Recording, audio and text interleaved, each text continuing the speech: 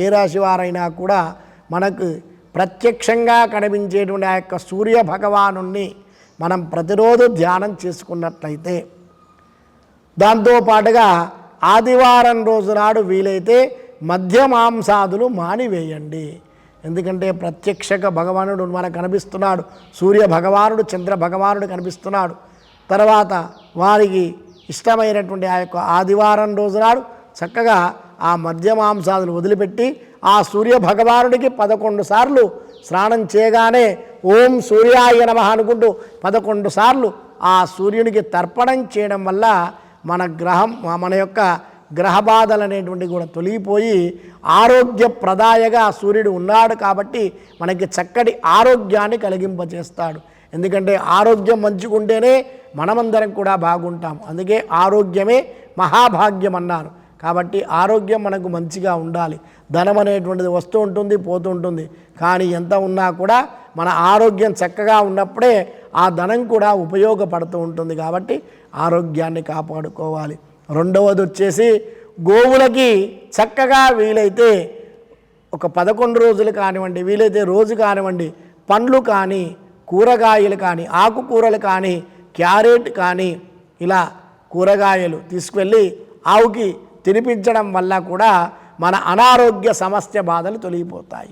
అలాగే మూడవది చక్కగా, ఎందుకంటే ఆరోగ్యానికి 6 సూత్రాలు అన్నారు. అందులో మూడవ సూత్రం ఇప్పుడు మనకేంటంటే, మనం చక్కగా దేవాలయంలోకి వెళ్ళి చక్కగా అక్కడ ఉన్నటువంటి అర్చించినటువంటి ఆ యొక్క బొట్టుని నుదుటన ధరించడం వల్ల మనము అనుకుంటున్నాము మనం హిందువులం అంటున్నాము, కానీ ఎవరికి చూసినా కూడా ముఖానికి బొట్టు కనిపించట్లేదు. ఆ బొట్టు మనం పెట్టుకోవడం వల్ల ఆ యొక్క గ్రహ బాధల యొక్క సమస్యలు కూడా మనకు తొలగిపోతూ ఉంటాయి.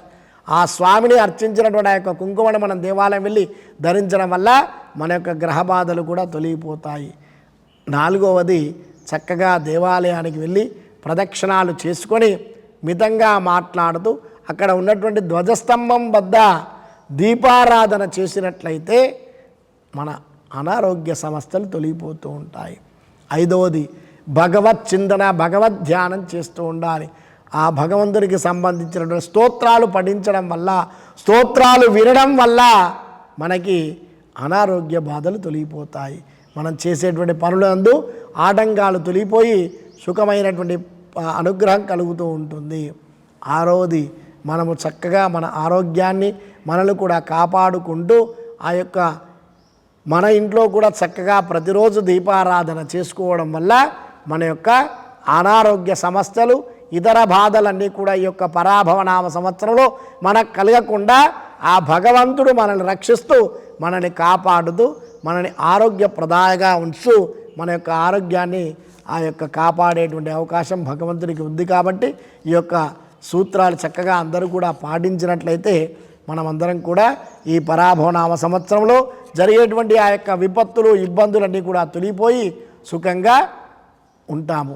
జై శ్రీమన్నారాయణ.